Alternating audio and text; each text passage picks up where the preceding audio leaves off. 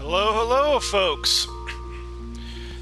This is Lord Xenon in part 12 of the ongoing saga of Violet Willow. I decided to start this particular video inside the room of the inn at the Drowning Wench. To get to an inn room, once you've unlocked it, which you saw I unlocked it during the main quest, simply talk to the man in any of the inns throughout Eorzea and speak with the innkeep. Then you'll be given the option to retire to an inn room. Now, when 2.0 first came out, the only way to get a resting bonus in the within the confines of the city was to actually retire to an inn room and use the comfy feather bed to sleep. You could actually log out from here. You basically go to sleep and log out, and then when you log back in, you get out of bed. Since they decided to make the entire city a sanctuary zone, this is really no longer necessary, so I actually very rarely go to the inn room anymore, but there are still some very interesting things you can do here. Though nearly everything you can do here, you can put into your own free company house or your own personal house if you save up the money to afford it. Most importantly, you've got the armoire.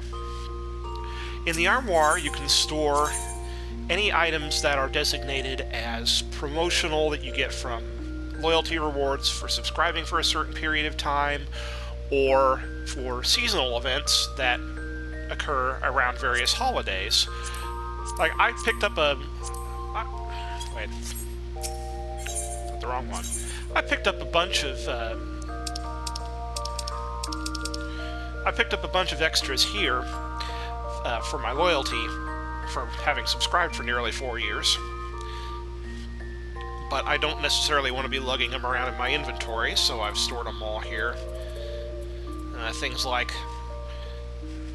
the equipment from Final Fantasy 2 and 7 and 9.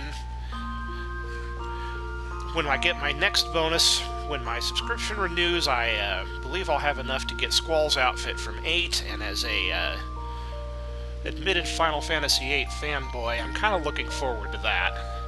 I've got some plans for my main.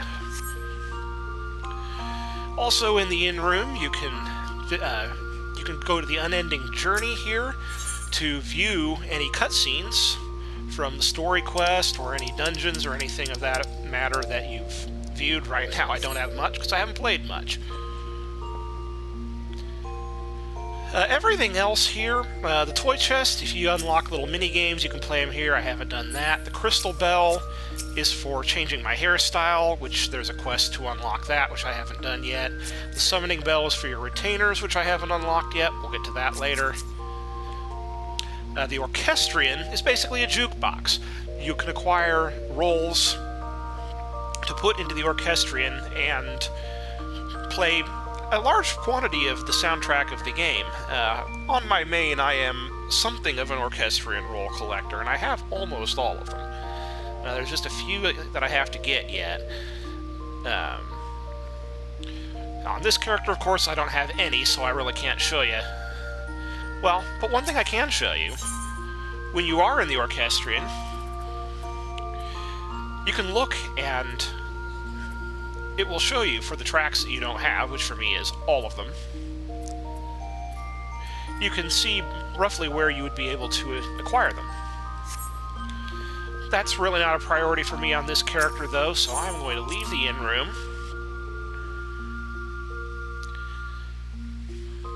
and head back into the inn for what I actually want to do on this particular video, which is to kick off the Hall of the Novice. To do that, we talk to this guy known as the Smith. Now, you can find the Smith in all of the inns in Eorzea, well, specifically in the inn here in Limsa. There's one in Gridania, and there's one in Ul'dah. You'll also find the Smith outside of the entrance to all of the dungeons, I believe up to the level 28 dungeon, Hawk Manor. And you can also find the Hall of the Novice itself in Western Thanalan, just south of the first dungeon. But I'm going to talk to this one right here.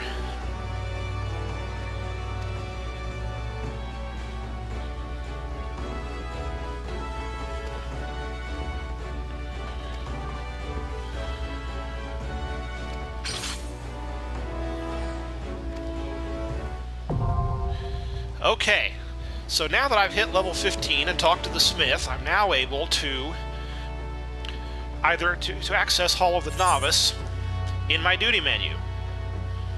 This is going to give me a certain amount of training on things I need to learn to do to properly play in a party. First is avoid area of effect attacks, or you know, you've been hearing me refer to as AoEs. That's what those are. So I'm going to enter my first instance duty.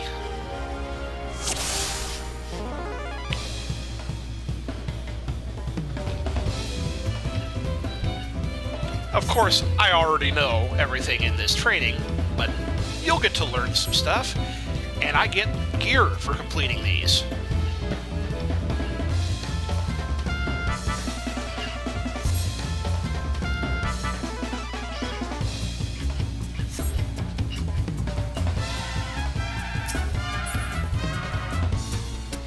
Alright, once he's given his initial briefing, I talk to the guy and elect to begin. And now the training exercise will begin. In this case, I just have to dodge the AoE attacks.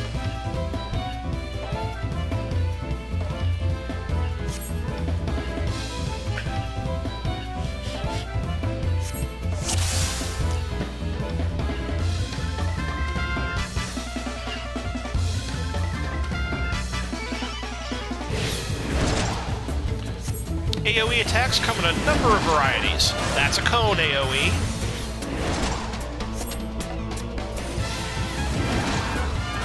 Thanks, Carby.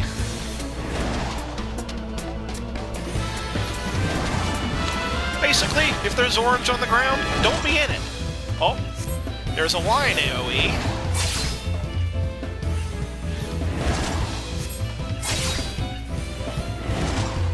Now, of course, you've seen attacks like this in monsters on the field, so this is really nothing new.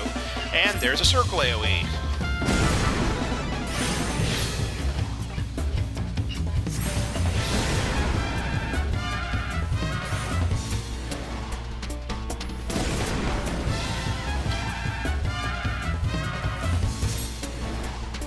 Now life's gonna get really fun.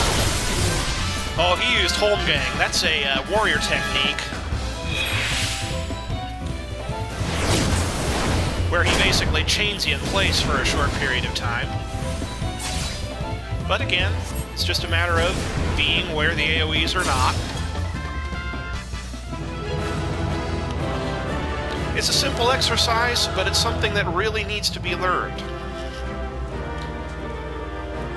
Again, for casters, the issue you're going to have is what happens when you're casting a spell and the AoE drops under you. Do you give up the spell? Or do you take the hit? Healers like you better if you move. So for this, I earn the brand new half gloves. As you can see, it's considerably better than what I have. And don't you worry, there's more to be had. I am behind a column. Alright. First thing I'm going to do is equip those gloves. Next thing I'm going to do is go down to Hall of the Novice in the menu, and I can begin the next training. Assist allies in defeating a target. Alright, let's go.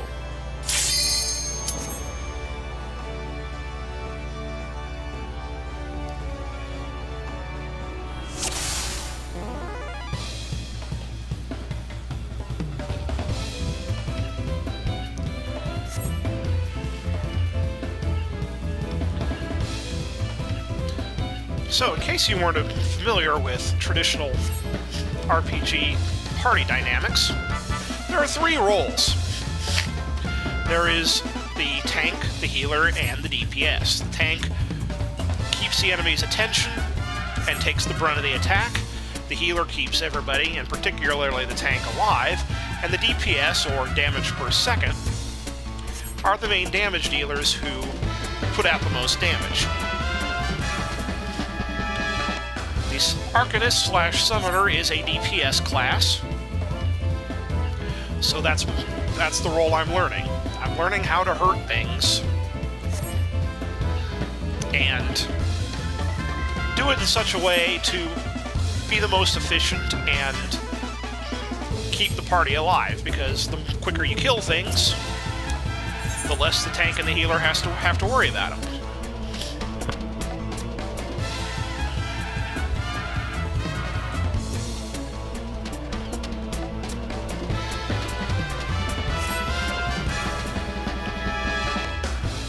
Alright, so we've got a tank, the Gladiator there, and we've got a healer, Conjurer in the back, and we have one enemy. Now the tank is going to make sure that the enemy keeps attacking him, and I am going to keep attacking the enemy.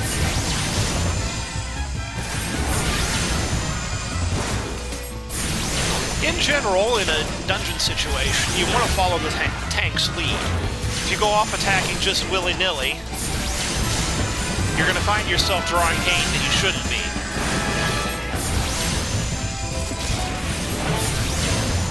So for the most part, you want to make sure you're attacking the same target as your tank. Right now it's easy because there's only one target.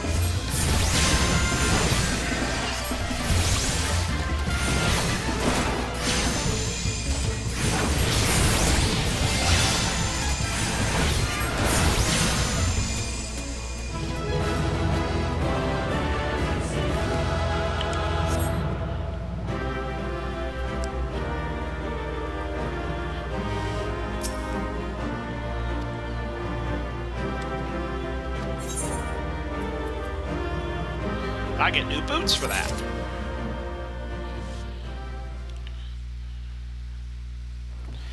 And if you play the Hall of the Novice as a tank or a healer, you'll get lessons specific to playing as a tank or a healer. This is really a good way to learn the various jobs, especially the first time you're playing. But I played through all of these even as an experienced player just to get the gear as I was leveling up other classes.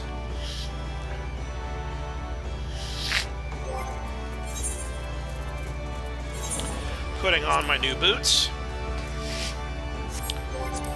and starting the next lesson.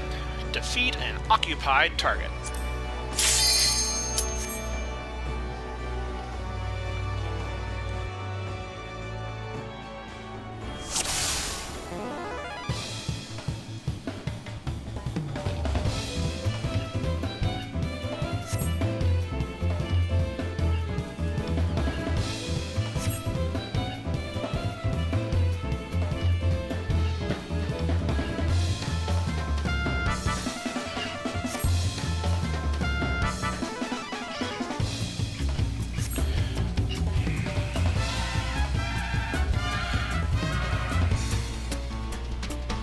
Okay.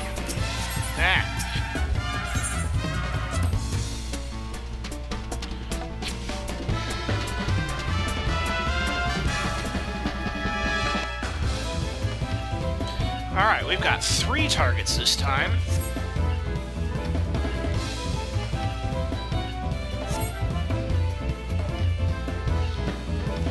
Okay, so we need to make sure we're attacking the correct target, which in this case is the staff waver.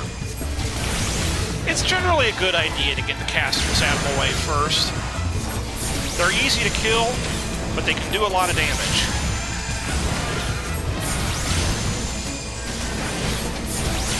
Alright, now we move on to the fist fighter.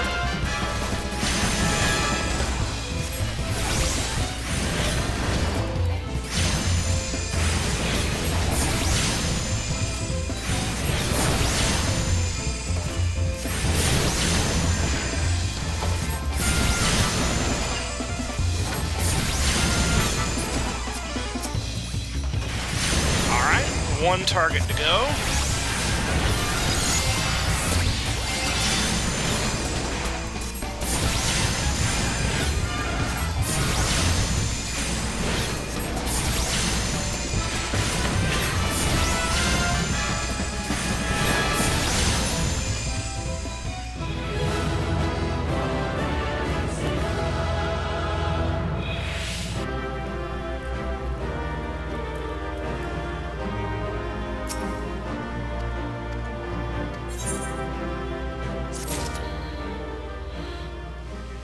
I did skip through that a little quick, but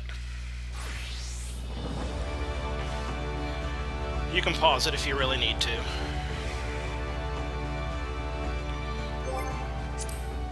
Or again, just play it for yourself. I highly recommend this game. Wouldn't be running through a Let's Play of it if I didn't. We're going to do one more lesson on this video. Avoid engaged targets.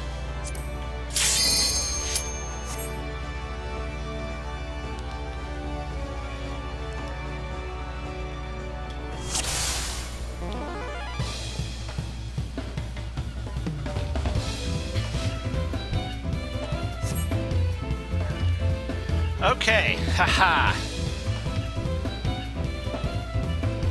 This is where we start getting into that delicate balance of attacking and avoiding attacks.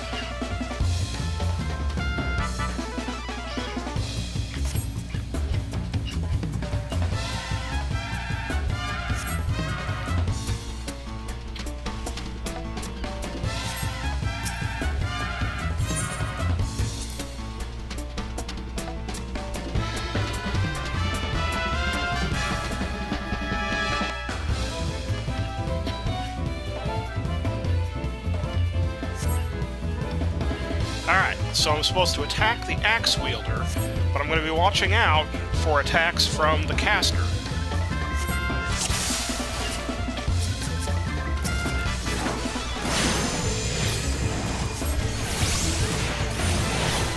Oh, and the axe wielder.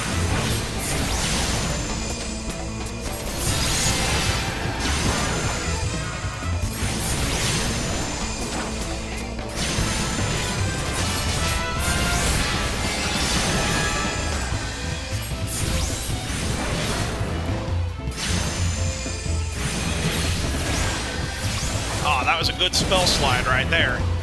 Notice how I moved right at the end of the casting animation?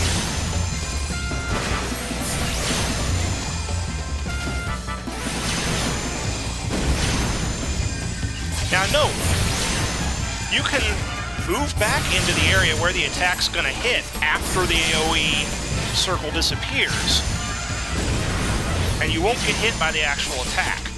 If you're in the circle when it disappears, you'll get hit by it. But if you're out of the circle when it disappears, and then you move back into it, the attack will miss, even though the animation will appear to hit you.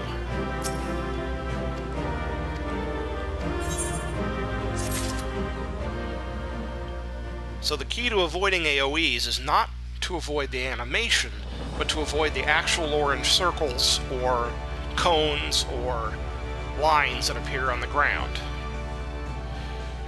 Okay, I am going to cut off here and then resume the remainder of the lessons on the next video. So, until next time, this is Lord Xenon signing off as Violet Willow. See you soon!